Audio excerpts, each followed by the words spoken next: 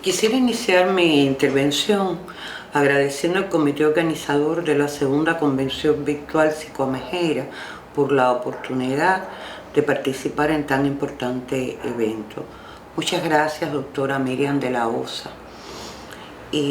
A tenor del proceso de consulta especializada del anteproyecto del Código de la Familia recién finalizada y del papel que juega la familia en los procesos de salud, enfermedad mental y muerte, desearía compartirles algunas ideas acerca de la relevancia de colocar a las familias en el centro del análisis de la producción de salud mental y asimismo en la prevención de los malestares y problemas asociados a la construcción de las sexualidades e identidades de género, particularmente de las poblaciones LGBT.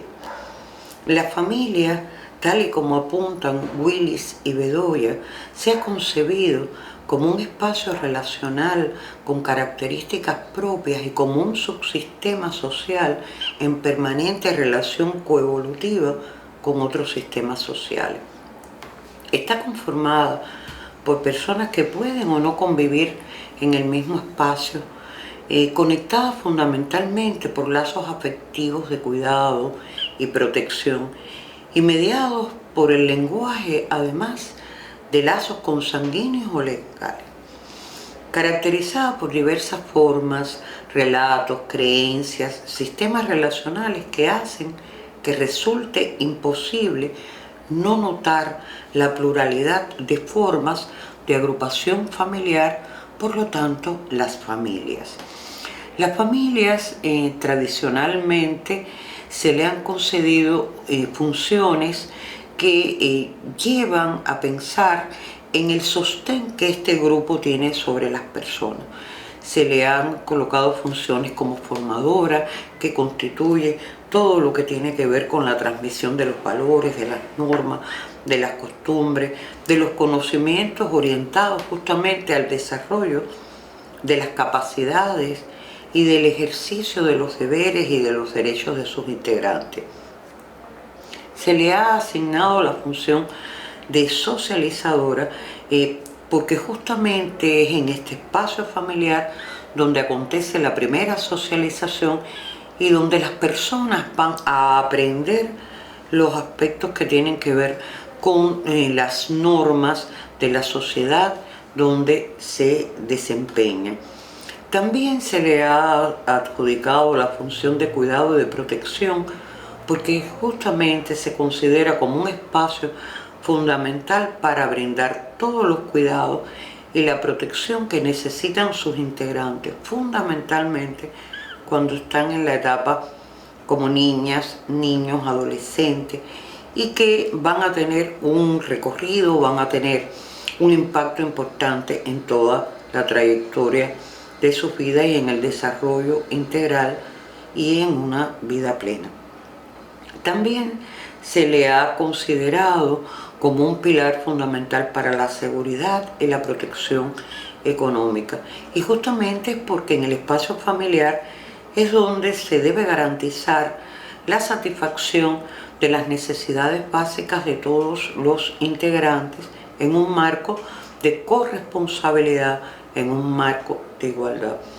Y por último, y no menos importante, se le ha asignado esa función afectiva, esa función que nosotros asociamos más al sostén, que consiste en transmitir, reproducir y promover todos esos vínculos afectivos entre las personas que integran la familia y que son esenciales para la adquisición de habilidades en las relaciones interpersonales, de habilidades emocionales, en la consolidación de la autoestima, de la autoconfianza, de la autopercepción que se tiene de sí mismo.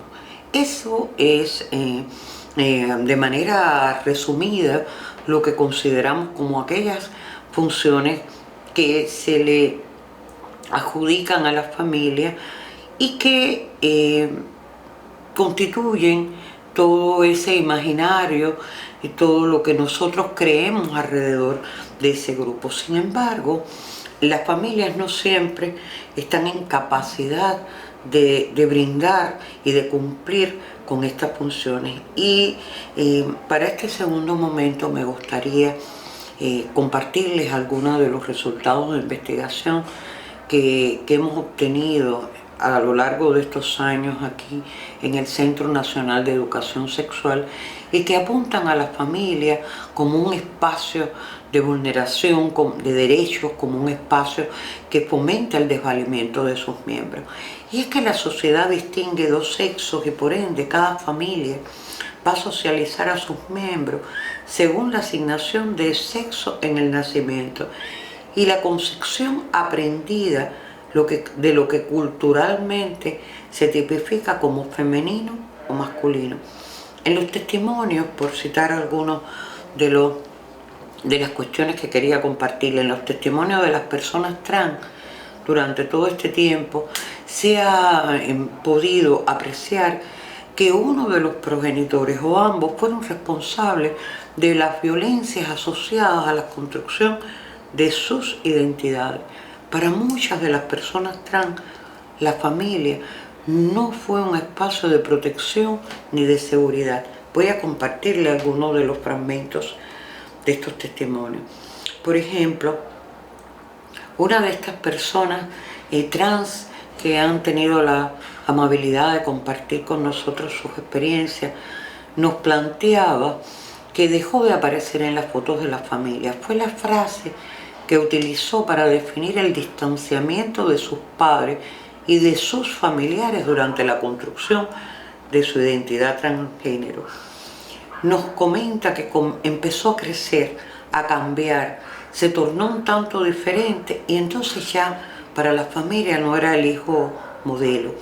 Al ser el primer varón, porque nació como varón, la familia tenía toda una serie de expectativas con relación a cómo iba a ser ese hijo y resulta que esta presión familiar lo lleva a ser un niño apartado, un niño que no se relacionaba con los otros niños de la cuadra porque necesitaba en sus actividades lúdicas, en su juego, jugar con las niñas y jugar con muñecos.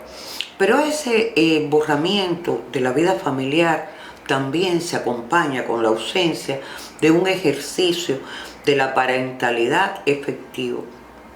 Y la violencia que acompaña a esta falta de ejercicio de la parentalidad, esa violencia psicológica, tiene costos emocionales, físicos y sexuales en la vida de las personas. Siguiendo, usando las palabras de las personas, decía que para muchas personas que son como ella, el padre podría ser el padre ejemplar, el padre que no se mete en nada, el padre que no recrimina, sería ejemplar porque no regaña, no se opone, pero finalmente no satisface las necesidades afectivas como figura de apego y ese distanciamiento va a ir marcando toda una serie de malestares de orden psicológico. Es interesante que en el caso de algunas de las personas trans, en un primer momento se logra un cierto acercamiento cuando hay un diagnóstico de VIH en la adolescencia, pero este acercamiento solo se dirige al cuidado de los otros, a decir que lo mejor que puede hacer es evitar sus relaciones en la calle, infectar a otras personas.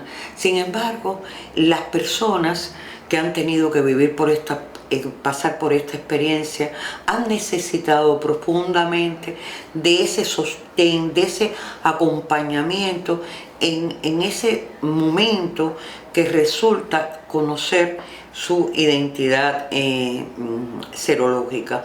La sensación de abandono percibida se sedimenta justamente con ese espacio de distanciamiento, de no comprensión, de no atención, de falta de acompañamiento, y eso evidentemente entra en contradicción con ese imaginario que considera que la familia va a estar para dar cuenta a las necesidades afectivas de las personas.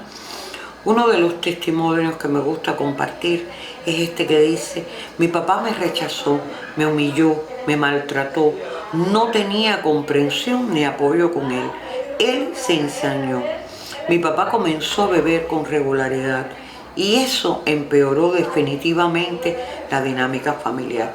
Fíjense que para nosotros es importante llamar la atención sobre estas cuestiones porque estamos hablando de las relaciones que las personas LGBT construyen, y sobre todo en este caso particular, las personas con transidentidades construyen en estos escenarios familiares. En casi todos los testimonios nos encontramos presencia de violencia psicológica y esta se ponía de manifiesto en amenazas, en insultos, en humillaciones, en vejaciones, en exigencia de obediencia de comportamientos menos amanerados, de aislamiento social, de culpabilización y chantaje emocional que prácticamente en todos cerraba la historia esta de violencia psicológica con abandono y con expulsión prácticamente de las familias. La violencia cultural es la base que sustenta todas estas formas de violencia directa y de violencia estructural generada por ideas, por valores, por normas, por esa homofobia y transfobia que puede estar internalizada y que hace que muchas familias vivan con recelo, con angustia y con una vigilancia estricta los cambios que observan en sus hijos e hijas desde las primeras etapas de la vida. Estas utilizan para el control la violencia simbólica y la violencia para corregir esos comportamientos que se alejan y transgreden la norma heterosexual en anticipación a la homosexualidad temida y no deseada. Quiere decir que la familia comienza a ver esta construcción de una transidentidad en edades tempranas asociada a la orientación sexual y ante el temor de la homosexualidad, evidentemente utilizan todos los mecanismos posibles para poder, lo que nosotros decimos, domesticar a las personas que construyen estas identidades a lo deseado socialmente. Al parecer, para las personas trans, resulta que la figura masculina tiene un papel muy importante en cuanto a los sentimientos que genera el abandono, el alejamiento de la vida familiar. Y muchos padres abandonan a las madres en estos procesos de construcción de las identidades de los hijos e hijas trans. Sin embargo, vamos a ver que en el caso de las mujeres lesbianas, más adelante va a suceder todo lo contrario. Los principales conflictos se van a establecer con esa figura femenina, con la madre que guía los distintos procesos en la casa. Por lo tanto, entender el papel que juega la familia o que debería jugar la familia en las construcciones de la sexualidad no hegemónica, de las identidades de género, también es muy importante en el caso, y nos gusta compartirlo justamente porque estamos en el contexto de un evento de profesionales fundamentalmente de salud mental. Lo interesante de estas situaciones es cuando se da un abandono por parte de las figuras parentales, que recae el cuidado, la atención y el acompañamiento de hijos y hijas trans, siempre en mujeres, en madres, en tías, en abuelas, que van a ser las responsables de acompañar estos procesos de construcción. Y esto también es importante porque lo que consideramos como nuclear, como importante en la configuración de las subjetividades que son estas figuras parentales, van a ceder esa responsabilidad a otras a otros miembros de la familia. Entonces, las familias se constituyen en ese primer espacio de socialización y justamente es en ese espacio donde primero deben ocurrir los procesos de apoyo, los procesos de orientación para las personas. Sin embargo, en estos espacios es donde primeramente se sienten la violencia, se siente la agresión, se siente el desarraigo justamente afectivo. La experiencia de las mujeres trans no es muy diferente en materia de la experiencia vivida en las familias por las mujeres lesbianas. También quiero compartirles algunos fragmentos que aparecen en las entrevistas del libro Libres para Amar y que son esclarecedoras en este sentido.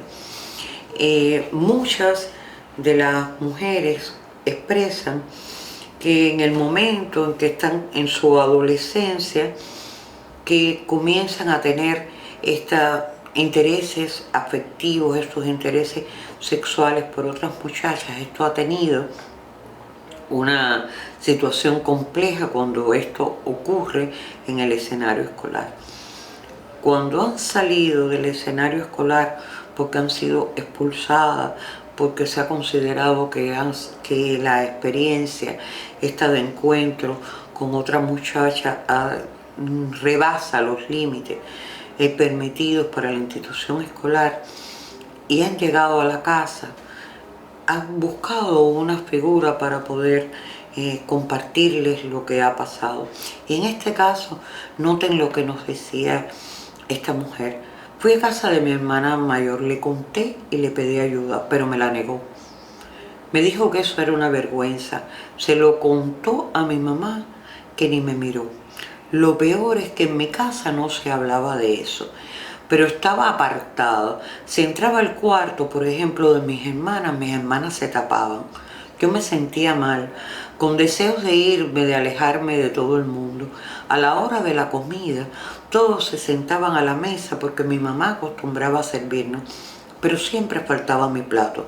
Decidí que a la hora de comer me iba a bañar, porque se sentían mal si me sentaba a la mesa. Esta exclusión de la vida familiar, en algunas se narra con un sentimiento de autorresponsabilidad por ese abandono familiar. Y esta nos expresa para esta idea. Para las madres es un golpe muy fuerte poder comprender la homosexualidad de sus hijas. Y cuando me recrimina, la entiendo, porque los hijos vienen siendo la esperanza de lo que uno no puede ser, quizás. Esta desatención y esta falta de aprobación tiene costos emocionales. Las personas lo viven como esa idea, era una vergüenza. La persona que más sufre es justamente la que tiene que expresarlo, la que tiene que decirlo. Y realmente, para cerrar este momento, me gustaría quedarme con esta frase que nos dice una mujer lesbiana cuando dice: yo lo digo con dolor, porque es la única familia que tengo. Ahora, el interés por las investigaciones acerca de estos temas, acerca de las familias homoparentales, no es nueva. Data de la década del 70, a raíz de las disputas de madres y padres homosexuales por la custodia de sus hijos. Y los resultados de las investigaciones acerca de los niños, niñas y adolescentes criados en parejas del mismo sexo arrojan que estos niños y niñas gozan de salud mental igual que los niños, niñas criadas con amor en el seno de las parejas heterosexuales. Y resalto esto con amor porque justamente no es la sexualidad de los padres lo que va a influir en la salud mental de sus hijos e hijas, sino en las pautas que utilizan para la crianza y el amor y el cumplimiento de esas funciones afectivas que decíamos en las primeras líneas en el cuidado de niños y niñas. Ahora, las tensiones en las prácticas profesionales en el área de la salud mental para la atención de los conflictos que se generan en estas familias y sobre todo en las familias en que sus miembros construyen identidades y sexualidades no hegemónicas, se mantienen en nuestro medio. Y esto se explica porque a partir de la construcción de unas ideas que nos comparte Esprevia en un artículo que me parece muy interesante del 2007, en donde se expone cómo se encarna esa homofobia en la práctica de los profesionales de la salud mental a partir de tres cuestiones fundamentales que él coloca: la patologización, la desconfirmación y la exclusión. Revisitando la propuesta que nos hace este autor, psiquiatra además en el área de la homosexualidad, me parece que se pueden encontrar claves que permitan comprender la percepción de estigma y discriminación que sienten las poblaciones LGBT cuando demandan atención en nuestros servicios de salud mental. Y voy a puntuar estos tres elementos. El primer elemento es la patologización de la homosexualidad y no de la homofobia. Si bien la Organización Mundial de la Salud extrajo de la Clasificación Internacional de Enfermedades a la homosexualidad, se produce un fuerte movimiento de la despatologización de la transexualidad, y en nuestro medio la SOCOME jugó un papel muy importante. Los profesionales de la salud, los que se desempeñan en el área de la salud mental, continúan mirando con recelo, con sospecha, las actividades que se realizan por el 17 de mayo, Día Mundial contra la Homofobia y la Transfobia en Cuba, y que nuestra institución, el Centro Nacional de Educación Sexual, se encarga en coordinar los esfuerzos que se hacen en este sentido por distintas instituciones en el país. Tras esa sospecha, tras ese recelo, se oculta la homofobia y transfobia aprendida. Y este aprendido es aprendido con H intermedia. Tras años de silencios en los programas de formación en las especialidades de salud mental, con ausencia en los sistemas de conocimiento que permitan interpelar nuestros imaginarios como sujetos culturales también acerca de los derechos que tienen las poblaciones LGBT de construirse como sujetos con sexualidades e identidades no hegemónicas. El segundo aspecto, el que tiene que ver con la desconfirmación, radica en el borramiento, en la omisión de la homosexualidad y las transidentidades como expresión de la diversidad humana. Y esta omisión se da en la formación profesional, en los textos que leemos y que son recomendados como textos obligatorios en nuestra formación, y en adición también en la socialización científica de resultados de investigación.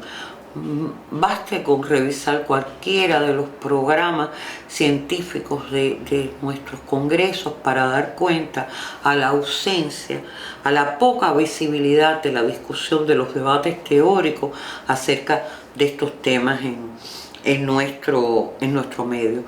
Por tanto, esto lleva a la invisibilización de los sujetos no heterosexuales y a los profesionales, en ausencia de lo anterior, a concebir que las demandas que reciben son demandas de personas que son heterosexuales.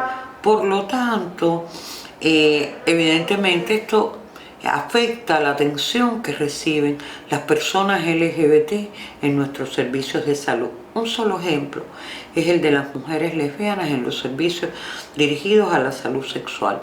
Y por lo tanto, también estos servicios identifican como un nicho de problemas de salud mental a aquellos conflictos que se generan en la familia donde uno de los miembros se aleja de lo deseado, y este deseado entre comillas, que es la heterosexualidad obligatoria. Entonces las familias buscan también en los especialistas de salud mental la cura, también entre comillas, para tratar de domesticar a sus miembros enfermos, entre comillas, a lo deseado. Y de ahí que no pocas personas LGBT durante los procesos de construcción de sus sexualidades e identidades egresen de dichos servicios con diagnósticos que le acompañarán toda la vida cuando el problema no es un problema individual, sino de salud mental colectiva. Por último, en estos tres elementos que me gustó compartirles, está el asunto de la exclusión. La exclusión que puede rastrearse desde la ausencia en las políticas de salud y de salud mental en particular, de las necesidades de la salud de las familias y de las poblaciones LGBT. En los servicios que no utilizan el nombre social de las personas con transidentidades, en los imaginarios profesionales que consideran que las necesidades de salud de estas poblaciones están relacionadas con las infecciones de transmisión sexual y el VIH, o en ponderar las necesidades de corrección de madres y padres en detrimento de los derechos de niños, niñas y adolescentes de construir su identidad según su necesidad. Y esta exclusión llega a la selección de los profesionales de la salud mental, también considerando su orientación sexual, al pensar que a una heterosexualidad corresponde un mejor desempeño. Por eso yo creo que es extremadamente importante poder colocar la mirada en qué es lo que sería una atención de calidad en la salud mental. Primero, es imprescindible que los profesionales de la salud mental reconozcamos la implicación que tiene nuestro trabajo en la práctica y en la necesidad de promover procesos de empoderamiento en los sujetos que demandan nuestra atención. Otro aspecto que considero extremadamente importante es que nuestras prácticas deben ser unas prácticas situadas, unas prácticas contextualizadas. ¿Qué significa esto? Comprender el contexto, los cambios sociales y legislativos que se vienen sucediendo y cómo estos se intervienen, influyen en la configuración de nuevas subjetividades, con nuevas necesidades y también con nuevos malestares en salud mental. Y considero también imprescindible que abandonar nuestras zonas de confort de una práctica clínica modelar para pasar a una práctica social en los escenarios sociales en los que se enclavan las instituciones a las que pertenecemos y de las que emergen aquellos malestares y problemas de salud mental. Recuperar dichas prácticas, algunos enfoques que no son nada nuevos, sin embargo han sido relegados en la atención clínica y por tanto también en nuestra formación, como son el enfoque de género, el enfoque de derecho, el enfoque de curso de vida que permite entender la trayectoria de vida de los sujetos y por qué es tan importante cuidar esa vida familiar, por qué es tan importante cuidar aquellos eventos que pueden ocurrir en los primeros momentos de la vida por el impacto que va a tener estos eventos en la vida posterior de los sujetos, en su trayectoria de vida. Y el enfoque interseccional, porque van a tener la pertenencia a determinado color de la piel, a determinado contexto urbano, rural, las condiciones económicas de las personas, un poco ver la determinación social de la salud. Entonces esto permite comprender el impacto que lo social tiene en la demanda de los servicios de salud. A manera de conclusión, me gustaría cerrar con una idea que suscribo de Angulo en cuanto a que resulta vital invitar, y esto es lo que hemos querido hacer hoy, una invitación a los profesionales de la salud mental a que realicen esa reflexión crítica en torno a los supuestos bajo los cuales trabajan, sus preconcepciones acerca de las familias, la homosexualidad, la homoparentalidad, las transidentidades, la salud mental de los niños y las niñas que habitan en estas familias y la salud mental de las personas LGBTI y sus derechos, con el fin de evitar que nuestras prácticas sean prácticas revictimizantes, discriminatorias y astrogénicas que identifiquen y que intensifiquen aquellos efectos que tienen que ver con la homofobia y la transfobia social. Muchísimas gracias.